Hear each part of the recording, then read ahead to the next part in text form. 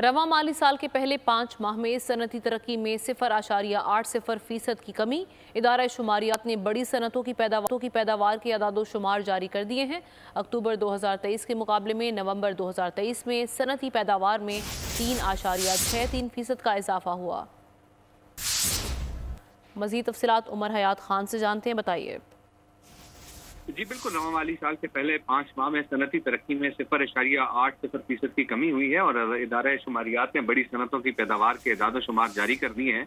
अक्टूबर 2023 के मुकाबले में नवंबर 2023 में सनती पैदावार में 3.63% का इजाफा रिकॉर्ड किया गया है।